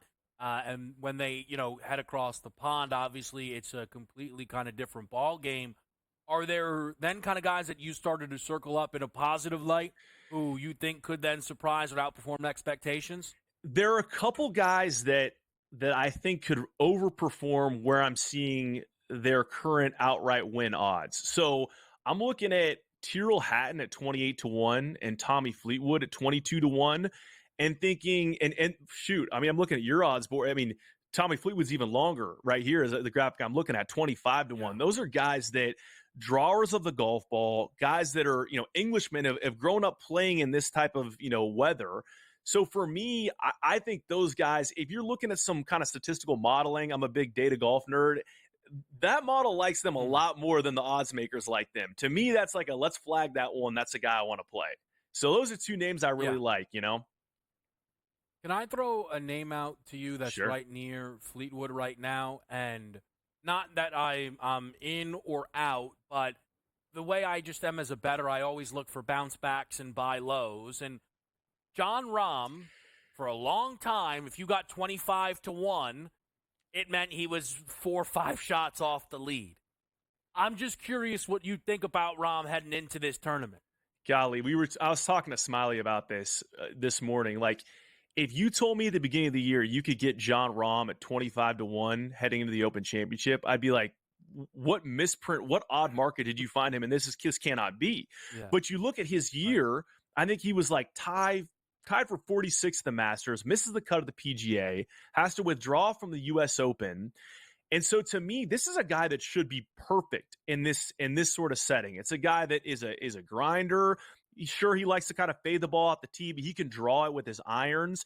And especially putting, because this is a different type of surface. It's a lot slower than most greens, that you see on the PGA Tour. I mean, he plays on Live now, but a lot slower grass and can be a lot bumpier grass. And he rolls that thing end over end. So theoretically, this is a guy who's one of the most talented players in the world, and he should play well. And I think the added thing for him is he's really got to perform in this major so people don't look at this year for him and say, what a terrible decision he made going to Live. I mean, that to me is what it comes down to. Is he going to step up to the test and kind of make this a big exclamation point on what's been a rough year for him? I am, and we probably, again, don't have the time to get into it. Maybe we'll be able to kind of talk a little bit this weekend, Sure. Charlie, but it's very interesting to me that the Rahm drop-off does coincide with Live, and it's impossible to not make the connection, even if I can't necessarily explain, I mean, and maybe you could, and Smiley probably could, why going to Live would then lead to him being bad at all these events he's been incredible at. In brief, because I know we're short on time, I think he's such an intense competitor. I just don't think the setting is competitive enough for him. I just think it's like he thrives on these big ticket events with all the best players in the world. He goes over there, guys are wearing shorts, playing music, not to knock the product, but it's not high leverage enough golf for him to get up every single week. And then you come into these majors with a little bit too much rust. That's the answer I would give. And I think his results on Live reflect that. Nothing better than third. Yeah. I mean, it's just not, he hasn't won yet. I don't think it's high leverage enough for him. Going from the jungle to the zoo. Interesting. Charlie, appreciate it. Best of luck with the action. We'll be right back here on Sports.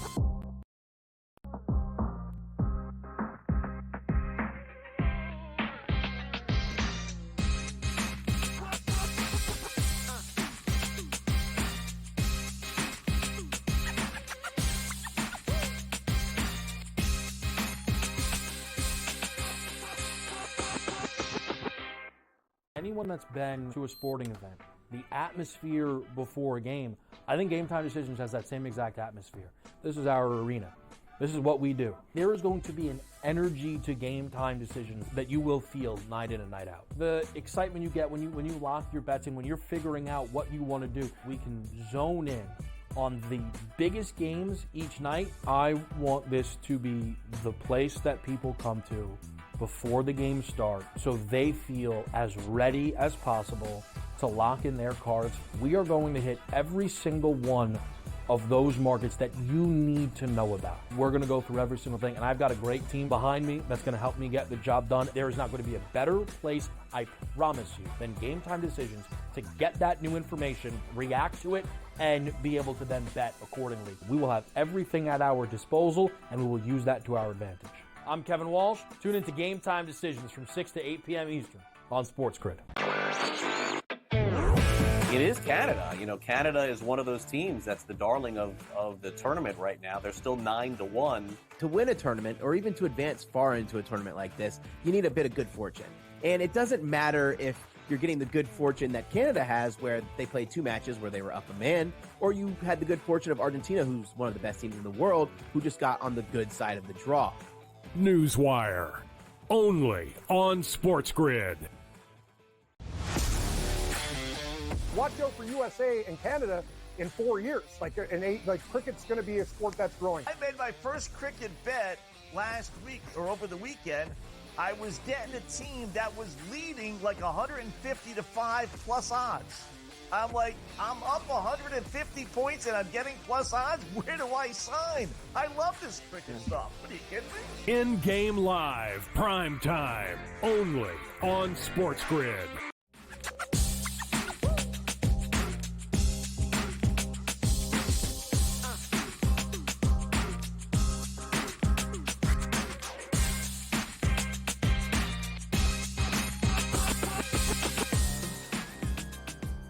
GameTime Decisions live on a Tuesday night. Appreciate the breakdown there.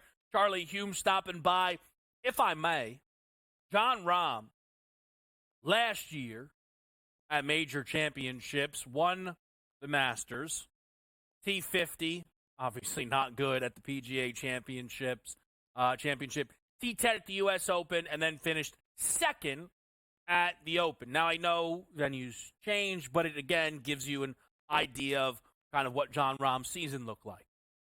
And Jon Rahm, And the way kind of Charlie said, he kind of needs to have a good tournament here to salvage not just the year, but to a degree the reputation. It's really difficult probably at the moment to argue Jon Rahm is a top 5 golfer in the world, right? Scotty bumps him. Rory bumps him. Bryson bumps him. Xander bumps him. And probably Colin Morikawa as well, right? And if you look, these are the guys that are listed in front of him to win this tournament alongside Ludwig Højbjerg. Who, by the way, listen, I'm not a true and through golf guy, but there are some questions there now with the kid in closing. I lost the bet on him to win that I played on Sunday, minus 140. You want to tell me it's a bad bet? That's fine. I'll tell you, and a credit to Keith Stewart. And again, just phenomenal work covering everything with the tour. I placed that bet before I got to talk to Keith on Sunday, and he was someone who played Ludwig pre-tournament, and he did not come in overwhelmingly positive. I felt on Ludwig, and that felt like a red flag. So a credit to him for being able to kind of sniff out a 3-round leader, but also knowing, I don't know about this guy crossing the finish line. Here's the thing. He wasn't even really a threat at the end of it. Like, he really wasn't. But anyway, Jon Rahm, who was right here with Scheffler, right, is now mostly impossible to make an argument for being a top 5 golfer in the world. That's not how this is supposed to go. We're getting better than even money on Rahm to have a top 20 this weekend. 25-1 to win a tournament. His last 2 starts on Live, T3, T10. I'll be interested. I'm going to be interested. You can tell me that it's, not the right look, and I'd hear your argument. But if I wanted, I think and we've talked about this quite a bit, and look, we'll be covering the Open Championship plenty this weekend. Baseball will be back in full effect as well. But I have largely left the pre-tournament outright market because kind of hand up, I don't know if I have the capacity to really hang in that market. Look, I can do my research. We can kind of get close. It's tough, right? I mean, that's kind of golf betting. Also, there are guys here on the grid who are just on fire. Carver, Cam Stewart, again, Keith Stewart, Brady Cannon, Charlie Smiley. You are loaded with incredible golf handicappers on the grid. Sneaky might be the thing we do best, but truly.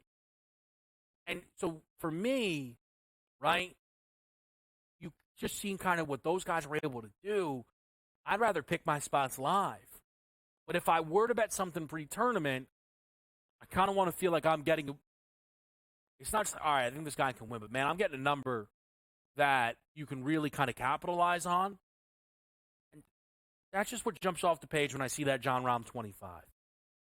I wonder if there's better out there. There might be, maybe not much better, but it's something I'll consider. I do want to let people know that we're not in the mix what you hear on Thursday. Game time, there's nothing going on Thursday.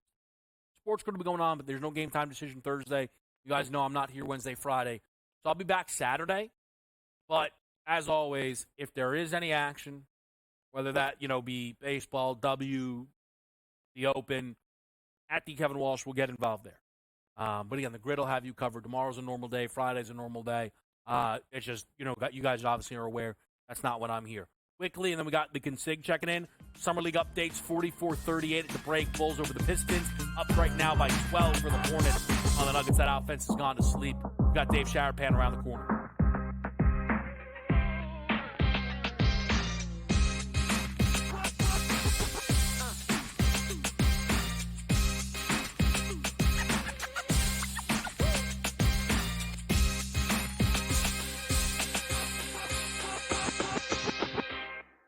anyone that's been to a sporting event, the atmosphere before a game, I think Game Time Decisions has that same exact atmosphere. This is our arena.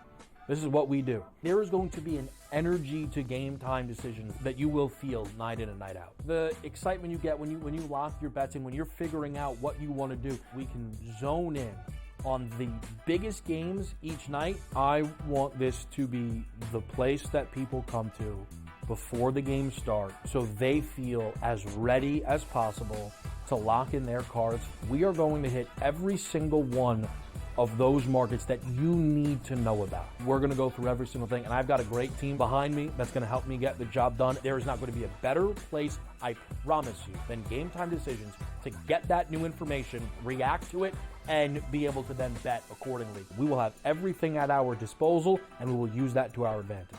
I'm Kevin Walsh. Tune into Game Time Decisions from 6 to 8 p.m. Eastern on SportsGrid.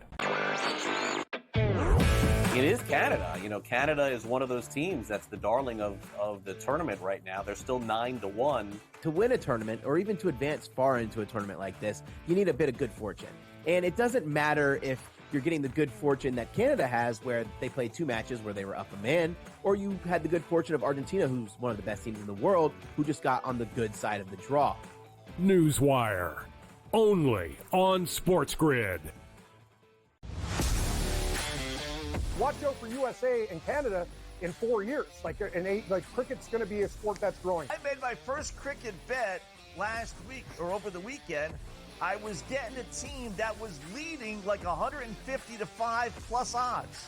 I'm like, I'm up 150 points and I'm getting plus odds. Where do I sign? I love this cricket stuff. What are you kidding me? In-game live, prime time, only on SportsGrid.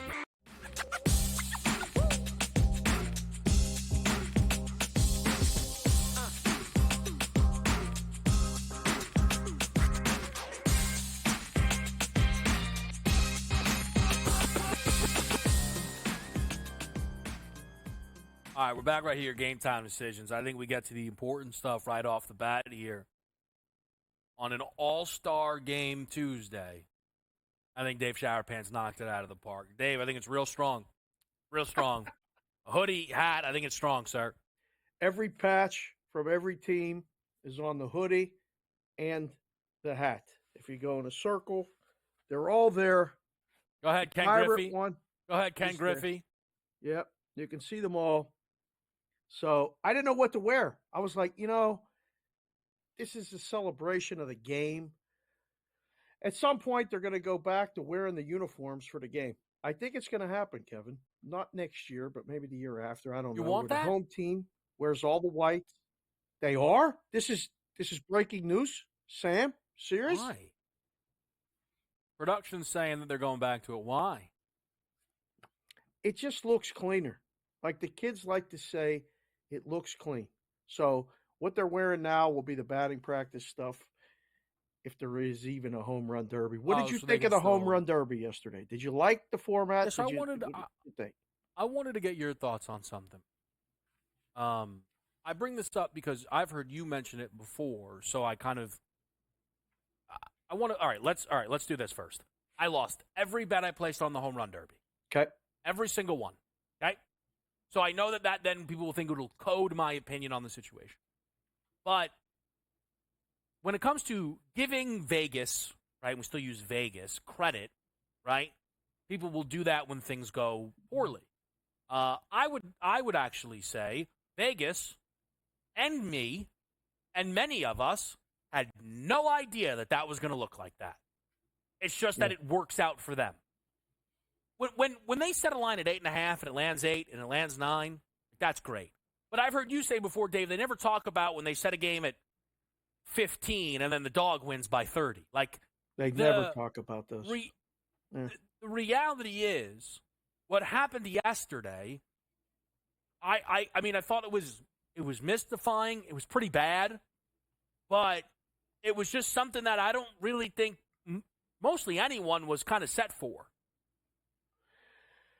I don't think anybody was set for it. It was very confusing, and we talked about it here. We talked about it, for like 2 days. I was like acting like I was in the risk room still. I was talking to people that we're actually taking the bets. We had a couple guys on BVB that are still in rooms, and I'm like, how are we doing this? And it's good when you're in and like you're honest, like people are honest. They're like, listen, man, we just we came with the number. It was like you and I figured it out yesterday.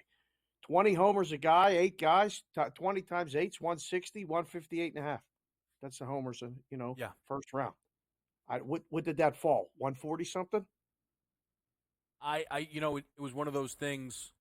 It was actually kind of funny. Gunnar would have needed 32 as the last guy in order for it to get there, which I knew he wasn't based on what I was watching. Right. But if you would have told me beforehand, like, hey, Gunnar needs to get to 32, I would have thought it was possible. But again, and that's kind of why I'm saying it from the sense of what happened yesterday was just mystifying. If you would have told the guys in the room, hey, Bohm hit 21 and Ramirez hit 21, everyone's going over. Everyone's going over. I don't know if you necessarily can correlate the two, but it would have been favored to go over. Yes. I think the format was that's a good word, mystifying with the number of pitches. And I mean, it felt rushed. Like the batting practice pitchers felt rushed. It was it's truly, and I cannot stress how dumb. It felt like every single person involved found out what was going on 2 minutes before it started. Like after they did the announcements walking onto the field. Hey, by the way, we're going to do it this way. Yeah. Yeah. Yeah. They had Buddy in the headset getting word from an ESPN truck explaining to Pete Alonso the rules. On the broad, if you think, by the way, I mean, those guys, we know they do their prep going into those broadcasts. Alec Bohm gets up there for the bonus round. They're like, all right, he's got 4 outs here because he hit one 425. And then he goes, oh, he only gets 3 outs. Oh, you got to hit one of the bonus balls 425 to get a 4th out. Yeah. Well, okay. Oh, okay, great. We didn't know that. Nobody knows that. What they did, they went, hey, you get 40 pitches or 3 minutes. Right. So they removed the stupid clock, basically, and all the hitters went, oh, I can get 40 pitches. And then a bunch of the guys, right, slowed down and then had to rush at the end. Like, guys, not finishing 40 pitches. Just make it 3.5 minutes. Just make it 3.5 minutes. You can't leave pitches on the bench, right? Like you can't. It's like leaving timeouts in your pocket. Like the guys had 3. Have you ever seen a guy in a 3-point contest, Dave, leave 3-point balls on a rack? Doesn't happen. No, because they know the rules. Correct. Yeah, it's one of those situations where, as a bettor, you really have to be cautious, and you can get caught up. Yeah. And yes, the books had a good night. That's great. Anytime a guy in the middle wins, where there's 8, it's not the bottom with the long odds, and it's not the 2 or 3 top favorites. It's perfect. Yeah. I saw tweets from people in books. It was 5% of the bets. It was 8% of the bets. It's great. Tip your hat to them and move on. But tonight's different. Tonight, you've been around, you've been talking, you've been doing other talking to everybody. You found anybody likes the game over tonight? Anybody? Yeah. Look. Okay. This, because we're going to talk a lot about this. I know this won't be popular with you specifically, and I don't say that as a negative because I know it's people say it's a negative about me. Give me the NBA All-Star game every single time over this. Every single time. Now, I do not the need current this. form of the NBA All-Star game? The NBA All-Star game this past year was fantastic. It's just that a lot of people lied to themselves and were betting under like a bunch of fools and betting it with the West. The team was ancient. I can't get people to bet Lakers in a regular season sleepy spot, but they were betting the West with the whole team was 47-year-old. I think Magic was on that West team this past year. Come on now. Glasses on for this. This is one of your best Hey, of all we got time. we got an All-Star game total 7. Imagine the NBA All-Star game total was $198.5. Oh, play my defense? gosh. You mean to play defense? You want to pretend that's good? You want to pretend I like that's defense. good? You don't like defense? No. But here's the thing. The defense can be a little bit more exciting. Oh, there's no runs.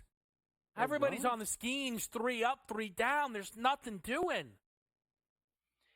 After that, it's going to be interesting, right? Like, I don't know. It's so funny because when you go to these events in person, you get a different feel. And my daughter, who's going to be 21 in 2 weeks, her and I went to the game in L.A. She goes, the All-Star game was kind of boring, Daddy, after the beginning. There was not many home runs. There wasn't much. And I said, fair. You can't. I mean, she nailed it. Not great. Not great. Should not be boring. No. Shouldn't be boring. No. Shouldn't really be possible. Okay, can I just say this? Can I tell you why this bothers me so much, the MLB All-Star game? You and many hate the NBA All-Star game because they don't try, and it creates a bad product. Okay. Fair. In baseball, they are trying, and it stinks. It's the game, though. It's still not great. It's still just the stupid balls closest to the actual game. That's juice the stupid balls. Juice the ball? How much help does this dumb sport need? How much? Hey, Manfred, come here, boy. Come here. Let me help you. Come here. Get off the couch. Come here. Come here. What are you doing? Juice the balls. Not hard. Hey, and put the spider tack back. So every time the AL Cy Young favorite doesn't have to blow his arm out.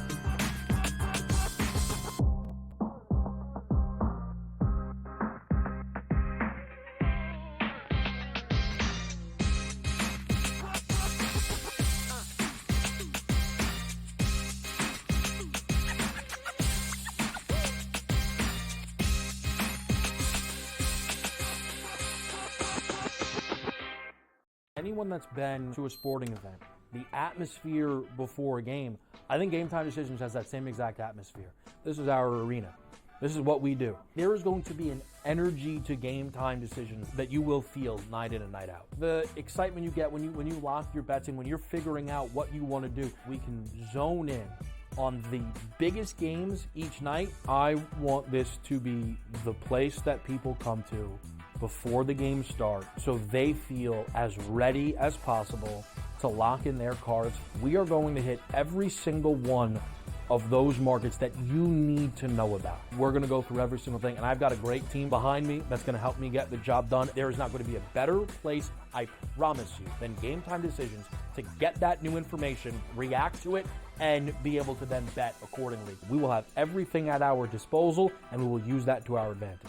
I'm Kevin Walsh. Tune into Game Time Decisions from 6 to 8 p.m. Eastern on SportsGrid. It is Canada. Canada is one of those teams that's the darling of the tournament right now. They're still 9-1. To win a tournament, or even to advance far into a tournament like this, you need a bit of good fortune. And it doesn't matter if you're getting the good fortune that Canada has, where they played 2 matches where they were up a man, or you had the good fortune of Argentina, who's one of the best teams in the world, who just got on the good side of the draw. Newswire, only on SportsGrid. Watch out for USA and Canada in 4 years. Cricket's going to be a sport that's growing. I made my first cricket bet last week or over the weekend. I was getting a team that was leading like 150 to 5 plus odds. I'm like, I'm up 150 points and I'm getting plus odds. Where do I sign? I love this cricket stuff. What are you kidding me? In-game live, prime time, only on SportsGrid.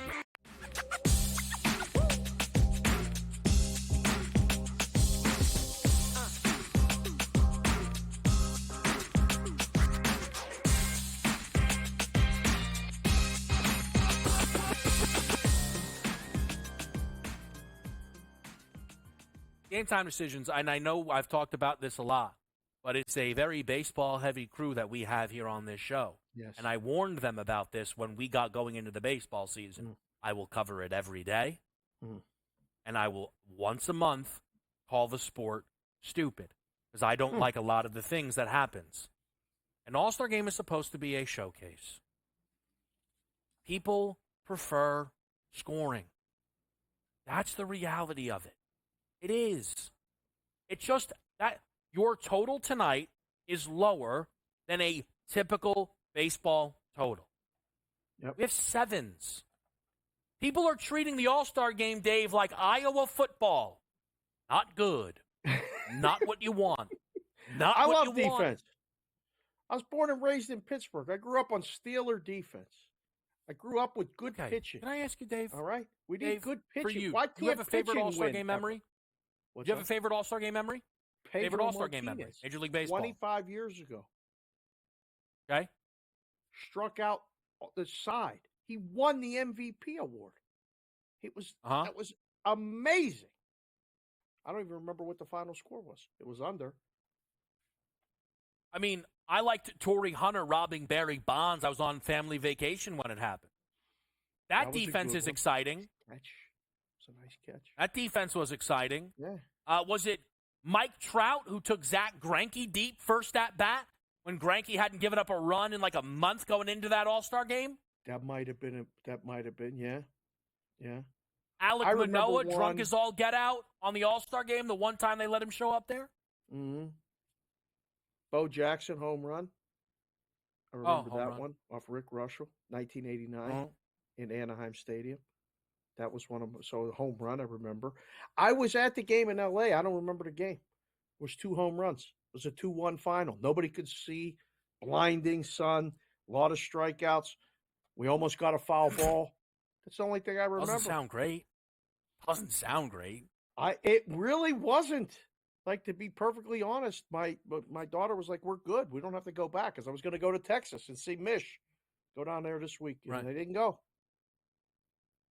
I don't know. I don't know. For the college baseball, they're trying a bunch, right? Those games still have totals in 14. I don't know. I think the pitching is so dominant now, Kevin, that but I understand that. So maybe Dave, something has to be sorry, done. I mean, you're getting the starting staffs today would win a World Series for either team. We have the best hitters in the whole world here, right? Yeah. And the total's 7. Like, doesn't that then explain why everyone's like, "Oh my God, the league batting average is down"?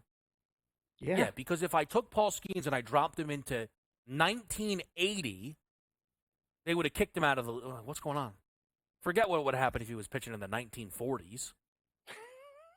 Everybody throws 100. It's incredible. It's like the drop off. Paul Skeens would have been not a unicorn, but there were a handful of guys, 5, that threw like Paul Skeens in 1980. Remember when Aroldis Chapman was a big deal? Yeah. And now everybody just has an Aroldis Chapman at home. They have not 1 but 2. They have 1 from each side. They have a lefty and a righty. It's just different. So, yeah, I'll tell you I don't another know. reason the All-Star game bothers me. And this is not baseball's fault. Okay. It's the book's fault. What did we do? As much as last night the home run derby didn't go well, I had a good time breaking it down, and I felt I had a fair chance. It's just it kind of didn't go the way it was expected. And I'm talking about big picture, right? You don't have a real fair chance. You're getting, these guys for an RBI at plus 150. Oh. It's not that much different when these guys are playing on a Tuesday in April. Correct. But some guys are only going to get 1 at bat. Correct. And there's no nose. Everything's 1+ hit, 1+ RBI. There's no nose. So it's a little frustrating. Now, beggars can't be choosers. The alternative is we don't get props for All-Star games. Right? That That's the alternative? I guess, yeah, but I think you can make good two-way markets if you keep the pricing fair. But listen, it's one game. There's nothing else. There's a WNBA game going on tonight, and that's it. If you want to make a play, these are the prices. Otherwise, come back tomorrow. We'll go shopping at a different store. My thing is, the books know this. If they go with the two-way markets, though, right? Let me just pull up to record a hit for a second. All right, and let's take Otani's is minus 110 for a hit, right? Which is insane. So if they had to hang the no, because they never give you the no at minus 110, right? No. So that no would probably be like minus 160. Wow. That's He's probably going to get 2 at-bats, Ohtani. Well, I would hope if it's 2 at-bats, I mean, but still, minus 110 on one side, minus 160 on the other. They're going to be looking for us with a paddy wagon. I mean, that's No. My point is, can't be that. My point is, the yes then should realistically for Ohtani be plus 135. Yeah. Just trying to. I'm. 160, 140. 160, 140 would be fair. All I mean, they if have you want to go do if extra, you really want 160, protection. 130. Yeah. Don't let the parlay. Don't let the no's be parlayed.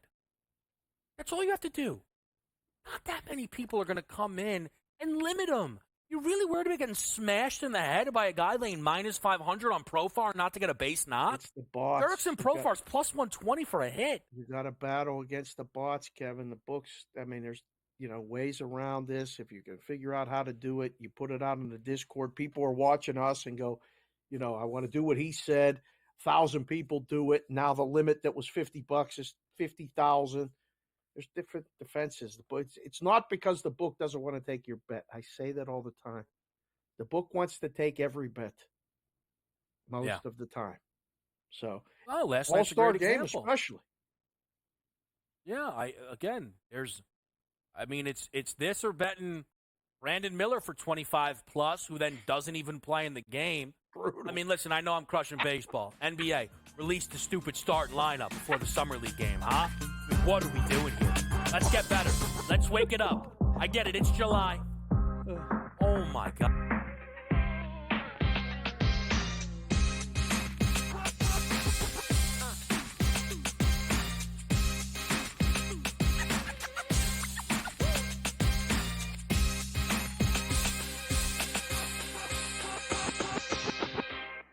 Anyone that's been to a sporting event, the atmosphere before a game, I think Game Time Decisions has that same exact atmosphere. This is our arena. This is what we do. There is going to be an energy to Game Time Decisions that you will feel night in and night out. The excitement you get when you lock your bets in, when you're figuring out what you want to do, we can zone in on the biggest games each night. I want this to be the place that people come to before the game starts so they feel as ready as possible to lock in their cards. We are going to hit every single one of those markets that you need to know about. We're going to go through every single thing, and I've got a great team behind me that's going to help me get the job done. There is not going to be a better place, I promise you, than Game Time Decisions to get that new information, react to it, and be able to then bet accordingly. We will have everything at our disposal, and we will use that to our advantage. I'm Kevin Walsh. Tune into Game Time Decisions from 6 to 8 p.m. Eastern on SportsGrid. It is Canada. Canada is one of those teams that's the darling of the tournament right now. They're still 9-1. To win a tournament, or even to advance far into a tournament like this, you need a bit of good fortune. And it doesn't matter if you're getting the good fortune that Canada has, where they played 2 matches where they were up a man, or you had the good fortune of Argentina, who's one of the best teams in the world, who just got on the good side of the draw. Newswire, only on SportsGrid. Watch out for USA and Canada in 4 years. Cricket's going to be a sport that's growing. I made my first cricket bet last week or over the weekend. I was getting a team that was leading like 150 to 5 plus odds. I'm like, I'm up 150 points and I'm getting plus odds. Where do I sign? I love this cricket stuff. What are you kidding me? In-game live, prime time, only on SportsGrid.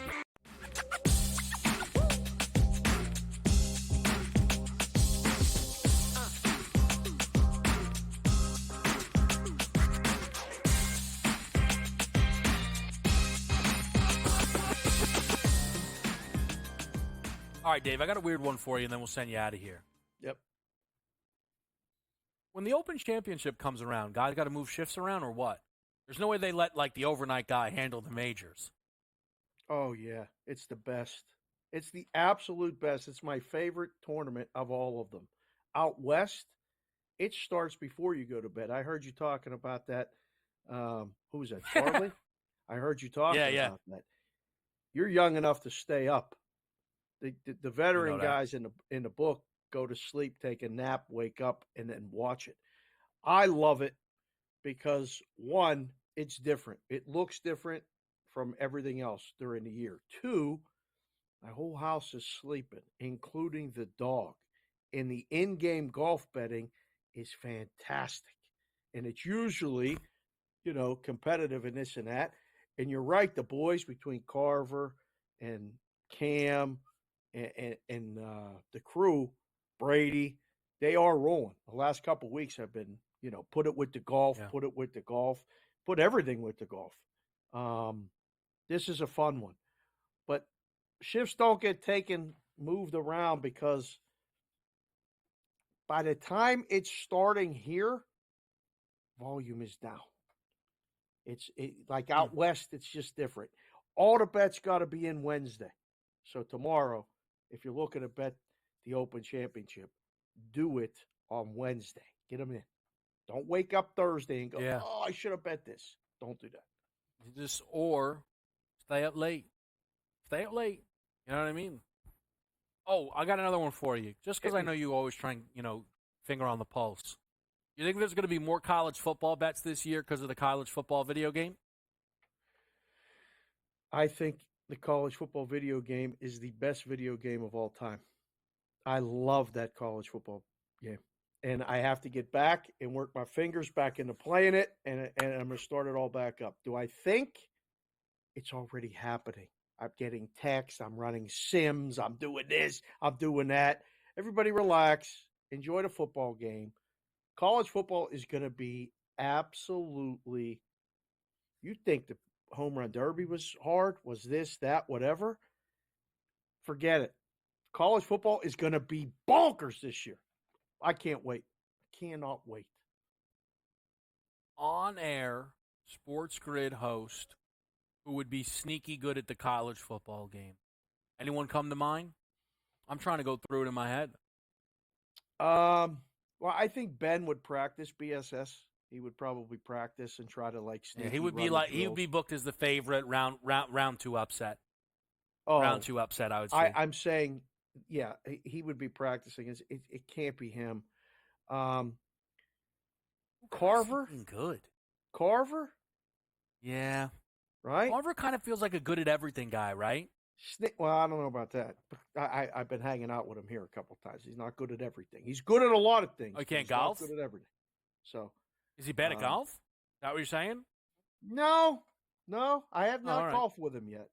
But, yeah, okay. I think those two first come to mind. And then, I don't know, behind the scenes, it's got to be Kofsky. I'll tell you this. If you posted an outright, the first, I'd scroll right down. I'd look for Morency. Gabe just does way more. Gabe exists on 25 hours. Everybody else 24, I think. Yeah. So I don't he'd think find he plays time video to be good games, at the game. No, I don't think he does either. But he'd find time. Yeah. But he does the guitar. Hands are ready to rock. Right. Can I get 10? 10-1 on the tournament for Gabe? You can have it. All right. That's fine. Yeah, I just want to short. As long as I can book the bet numbers, it'll offset any losses. All right, Dave. Now you're learning. I love it. Get in the room. All right, get out of here. Consigs live all night Enjoy for the the All-Star All-Star game. We'll run through this card. I won't. Love Island, baby. Let's get involved here, All-Star game style. Paul Skeens under a half a hit, first inning, plus 105. Aaron Judge for a hit, plus 125. Trey Turner for a hit, plus 105. Ohtani for a swipe, plus 750. Eli De La Cruz, stolen base, plus 400. And then we got a National League even money. Behind the scenes, I'll tell you this, there's some Eli De La Cruz MVP tickets that have been placed as well. All I know is he better stay healthy. We got 60 swipes that we're waiting for in the second half of the season. Have some fun. I'll see you Saturday. In-game live's up next.